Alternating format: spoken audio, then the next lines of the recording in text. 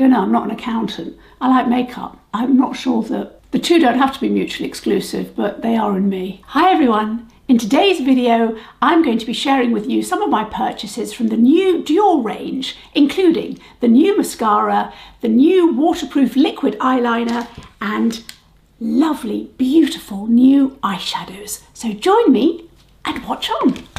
So let's start with the Dior Show liquid eyeliner. It comes in 9 shades. I chose Pearly Emerald, and this is what it looks like. I wouldn't say it's emerald. I would say it's more like a mossy green with some pearl through it, I would say it's very similar to the picture on the website. So it is, in terms of the picture, it's as illustrated, if not as described. It's meant to be waterproof for 24 hours, intense ink. There are 9 shades. I counted 8 on the website, but that's because I'd left out the white because you couldn't see it on the website. So there are actually 9 shades, including white. And some of them are really interesting. There's some good blue shades. Normally I'd have gone for brown, but I was tempted by this, thinking, well, okay, if it's any good, then I know I can go for the brown because there's less risk in brown. But even so, ultra precise felt tip, 0.55 of mil, which I don't know whether that's average or not. It's not. I've not used a liquid liner for quite a while. I'm not a huge fan of a liquid liner now. I'm getting older, but I was tempted by this one. So let's see. It's new, it's exclusive to the website at the moment, and it's no transfer. So I thought we'll give this a go first. All I've got on my eyes, and I'll pull you a little bit closer, is I've got the luminizer from the collection, which seems like it was 5 minutes ago. That's the luminizer, this one, the one with the Tulle de Juillet cover. So I put some of that on my eyes, which you might be able to see for a little bit of sparkle, and then let's give this a go. I am quite nervous because I have not done put on liquid eyeliner for quite a while. I used to wear it a lot, but as I said, as I've got older, I've had to become a bit more realistic, but let's see.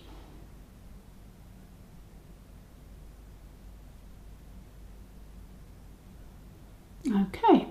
I wouldn't say that the product floods out, when I say floods or flows that smoothly out of the brush tip. I mean, from memory, the one I used to use was the Chanel, and I used the Lancome one a lot.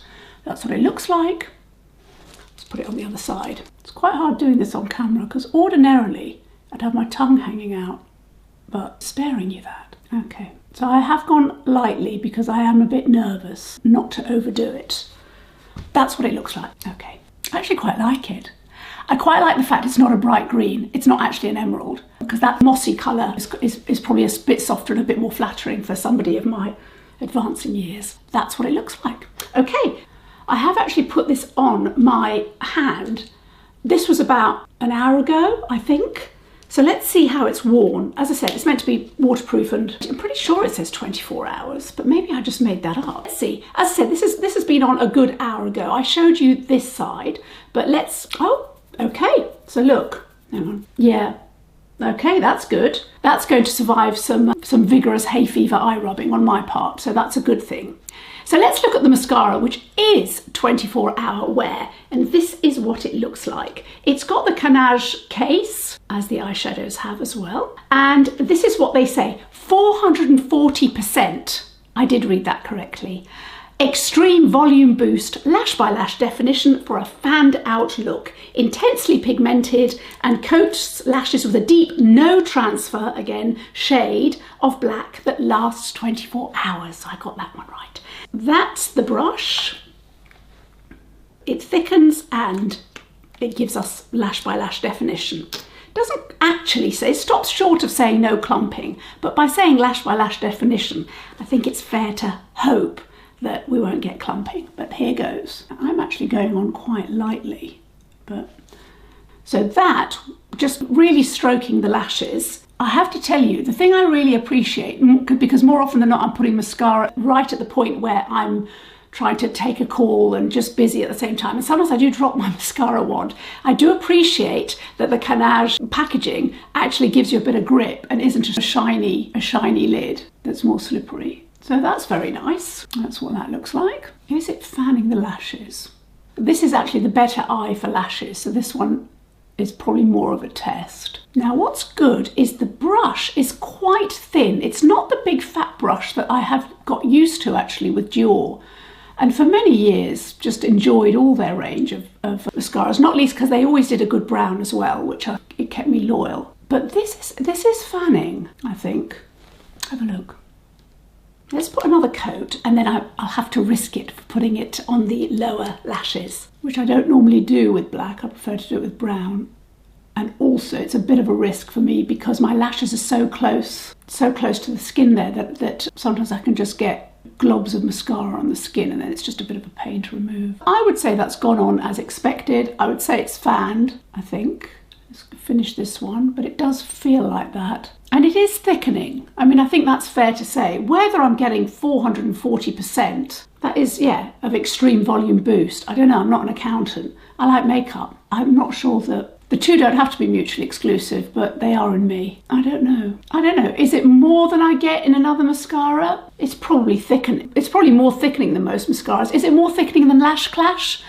I don't think it is. I'd have to do a side by side. In fact, I might yet do that actually for a short and see what the side by side comparison is, because given that this is meant to be a new all singing, all dancing formula, I think it's also, yes, it has got Deepanol to revitalise and strengthen lashes, but we are starting to see that in mascaras anyway. I don't think that's unique. I would say it has separated the lashes. I would say it's fanned them. It has. It's got in, the brush has got into the little corners of the lashes that are right in the corner here. Sorry, I need to sort of stop putting my hand across my face so you can see. I think the real test is probably a side-by-side test, which is half Lash Clash and half this. Because that's the mascara that I have used for a while to get the full package. I like the black though. I think it's a good black. Okay, I'm going to try the lower lashes now. Okay, I'm rather nervous.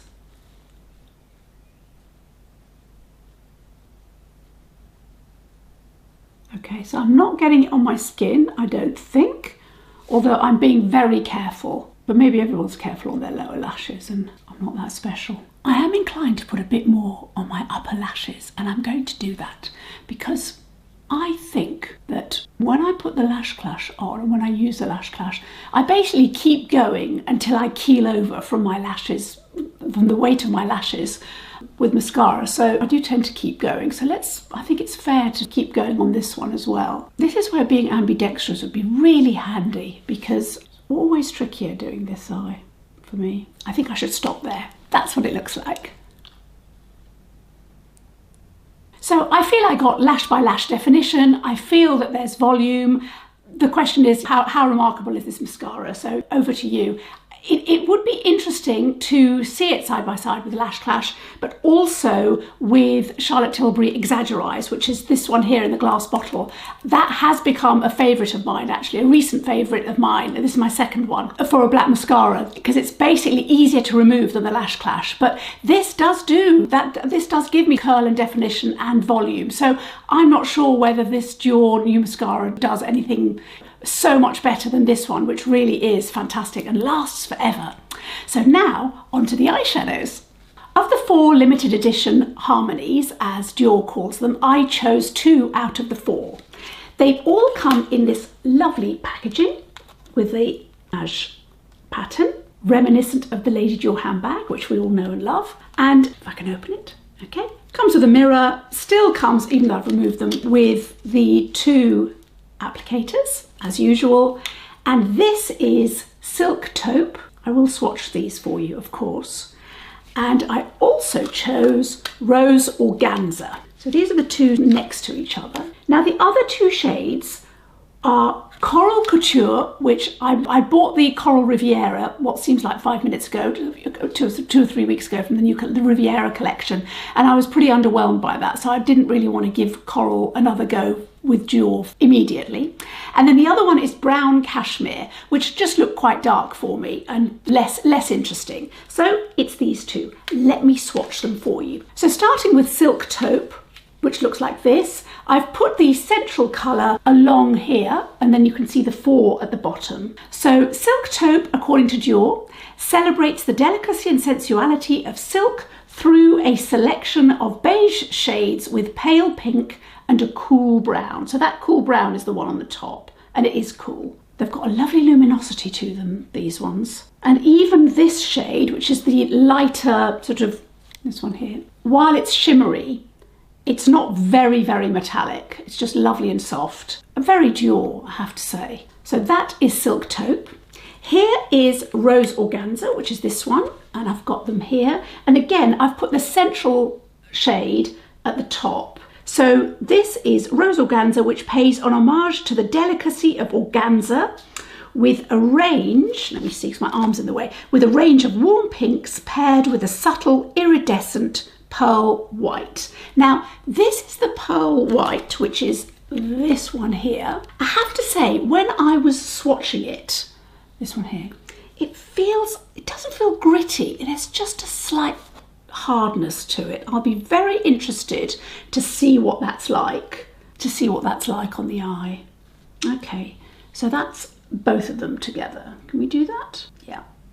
So fairly different shades. I will put one eye, one on the other, and I will finish off both eyes with the new mascara as well, so we can see sort of everything together. In case you're wondering how similar Silk Taupe is to 669, which is soft cashmere, I've got soft cashmere here. It's actually a new one because it's a second palette for me. And here is Silk Taupe. I mean, initially they're similarities. They do look like cousins, but I've got them here on my hand. The top row is Silk Taupe and the bottom row is soft cashmere. I would say that Silk Taupe is softer and has got more of a pink tinge to it. Let's have a look. Yeah, it's softer and a bit more grey taupey. In fact, it looks more taupe compared to the soft cashmere than it does to the pink organza. So that's the difference. There is a difference. The soft cashmere is definitely deeper. It's definitely a more profound tone, notwithstanding the dark brown on the Silk Taupe. So I thought that was worth you having a look at, because I know that soft cashmere is actually very popular. So let's start with a Silk Taupe. I have high hopes about this just because it's the thing that I love having generally. It's just such a useful colour story. But let's see. I will start with the darkest shade here and see if I can see how much. Oh, it shows up nicely. Okay, that's good. That's a good start. And this is just my Refa 16. I was going to say 19. And then I'll use the middle one because I do like the look of this actually. Let's see how far I get. Oh, this is rather lovely. Can you see that? That is a rather lovely shade. That's the one in the middle. And then I'll use this sort of taupey. This is rather lovely actually. Quite an unusual shade, I would say. It's very much a light taupe, which is a useful shade. And certainly for someone with my colouring, it makes a change from the old light beige. Okay, so I think this is quite a safe palette. I mean in a good way. I can't mess it up. If I'm not concentrating or someone's in a rush or whatever, it's not going to take very much to get a nice polished look, which is, I feel that's what I go to Dior for. I'm going to use this pink now on the other side of my flat brush and see, does it show up? Kind of. Let's go into the old finger. Let's see what happens. Oh, that's a bit better. Okay. Yeah, I mean, I would say it's inoffensive and easy. And again, it's got that mutedness that's what we come to Dior for, I think. I say we, that's what I go to Dior for. And then here's the very light shade, this is the one that on the other palette I was worried about. This one's got quite a lot of sheen to it, which I think is probably a good thing. Let's see if we can put some on the inner corner to brighten it up. Let's see if that's going to work. Yeah, a bit. This is the Refa 03. It's not pencil, but it's almost. It's smaller. Yeah, that's better. Okay. I'd have liked the pink to be a little bit more, I mean, I know it matches, doesn't it? It all tones beautifully in terms of the colour story, but I think I would have liked a bit more pink to it, but that's very much me. That's just a personal thing. I will just line the underneath of my eyes with the brown. This is an interesting comparison actually to the soft cashmere, because I do like the soft cashmere palette that I showed you before and compared this with. but I would say that this is easier in the sense that you don't need a light hand, whereas I think even with the soft cashmere, it's quite a bit darker. Sorry, I'm just smudging it with an inappropriate brush, but there we go. Okay, I'll try putting a little bit of this light just here. I don't want to put too, oh dear, maybe it is too much. Let's see, possibly shouldn't have done that. There we go, just a little bit. Yeah, I shouldn't have used my fingers, that was a bit naughty and lazy. Okay, so what I would say in terms of application, having used all the colours, did I use all the colours? Yes, I used all the colours. They just blend, they do what Dior does. They blend nicely. As I said, for me, I think probably I would prefer a slightly more pinky colour, but it does blend very nicely. And let's see what it looks like, of course, with the once we put the mascara on. Let's go on to the Rose Organza. I keep wanting to call it Rose Tulle, but actually it's Pink Tulle, which is the metallic single, which is absolutely lovely and actually is nothing like this one. But anyway, so starting with this shade here, which is, it's a lovely warm brown, but it's not a brick brown. It's not got the terracotta redness, but it is warm. So it's quite easy to wear. I can see that that's going to be a really easy colour to wear. I'll try this one next. They are lovely. There's a ballerina softness to them in the sense that it's got those shades of classical ballet. That's what it reminds me of. The ballet shoes and the leotards and the costumes. That's very nice. Here's a little bit of the old shimmer. I'll put a little bit of that underneath. That one here. That's very nice. This is a very nice palette. And actually, even though I'm a medium tan, it is all showing up, but I think it will look particularly lovely on a lighter skin tone. I really do. I know they're French, but it's got a real English rose quality to it.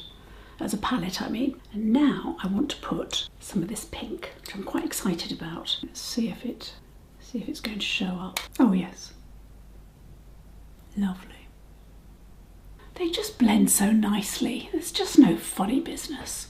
I mean, even this one here, where actually my skin's quite dry at the moment, partly because I've taken off my eye makeup 3 times today, which doesn't help, but they're dry anyway, there's the last couple of days. It still went on smoothly. Now I'm going to put this silvery shade that I said to you, when you touch it, when I put my finger on it just to swatch it, it feels a bit gritty, but actually when I put it on the skin, it's nice and smooth. Next to it is the one from the Silky Taupe, but this is the one that I'm using now. There's quite a lot of sheen there. Let's see what happens.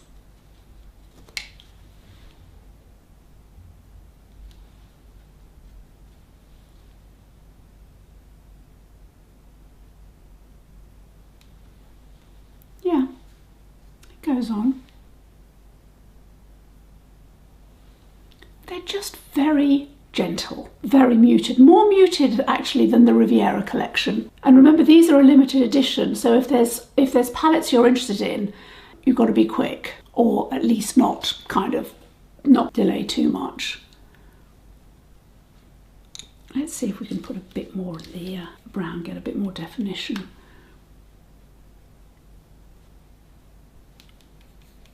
And I'll put some more of the pink.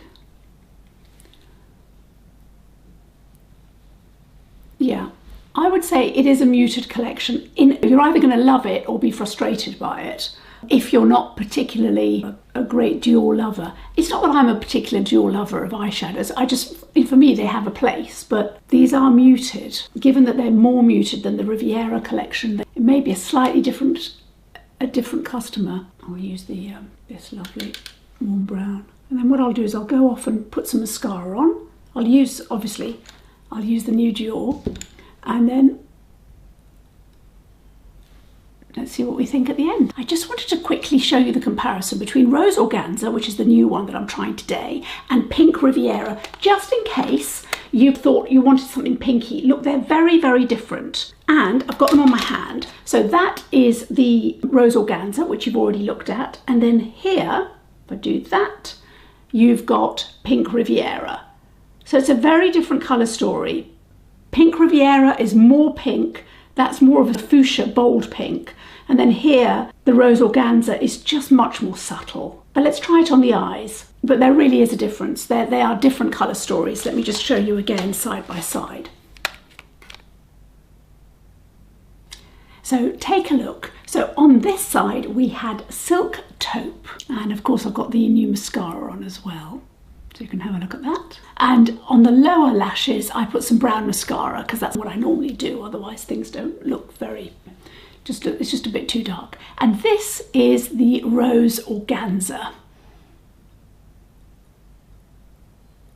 I mean, I have to say, neither palette is particularly disappointing. Neither palette is particularly disappointing to me, but neither is either palette a real wow or standout for me. Dior's done what Dior does, which is deliver lovely eyeshadows. They're blendable, they're lovely, they're all usable. The colours, the colour stories, they all blend together. There's no weird, a colour that feels too much of a juxtaposition coming from left field. I'm really mixing my metaphors anyway. So from that point of view, yes. But neither of them has blown me away. Both of them have been, yeah, I'm going to use them, they're going to be lovely, but they've not sort of blown me away. The way, for example, Pink Riviera, I really love, not least because there's quite a few one and done shades in there as well, so that's really usable. I think the mascara, using it again now, after the first time we tried it together with the green eyeliner, I've now used it again. I was more impressed with it this time than the first time when we tried it together with the green eyeliner. It may well be that my lashes were still very, very slightly damp. That could have happened because I had taken my eye makeup off so that I could try the eyeliner on with You and You with just very little on my eyes apart from the luminizer. So maybe that was it. I think it's unlikely that a bit of air got into the mascara and then 2 hours later it works really well. So this is definitely the look that I would expect from a new Dior mascara. It's separated, it's curled, I've got some volume. I have to say, I didn't put very much on. I would say it's 1.5 coats. So one good coat on each eye, and then I went back and gave it a little bit of a floofy woofy. So I think it's really good. I'll keep trying it because actually the real comparison, even though I mentioned Lash Clash before, I think the real comparison is going to be the Charlotte Tilbury Exaggereyes, especially now looking at it, because this is actually a very similar look. I have to say the Charlotte Tilbury, you do get 10% more in that bottle, so, or in that container. I mean, I say bottle because that's a glass bottle and this is plastic, but you do get 0.33 fluid ounces as opposed to 0.30 fluid ounces in the Dior. However, it's still, I think it's definitely still a mascara worth considering because this is a really lovely effect. In terms of the eyeliner, way back when, that really lasted. I have to say, I took my eye makeup off in order to put these eyeshadows on. I'm not saying I had to scrub, but I could tell from the eye makeup remover that I was using, which is just the one I have up here, it didn't come off immediately. I did have to apply a little bit of pressure. So that does show us that it is going to be a long-lasting eyeliner. Not least also, you saw it on the back of my hand, I've only just removed it. It really was not coming off quietly, which was really good. And actually when I removed it just with a baby wipe, I had to do a bit of scrubbing on the old hand. So that's a good thing as well. So I think I'll definitely go for a brown, if not a blue as well. At any rate, I hope that was interesting having a look at the new Dior range. Do let me know what, if anything, you're tempted by. I'd love to hear. And do subscribe and please give me a thumbs up. It helps the channel enormously and I do appreciate all of you. So thank you so much for spending time with me again. All the very best and see you in the next video. Bye.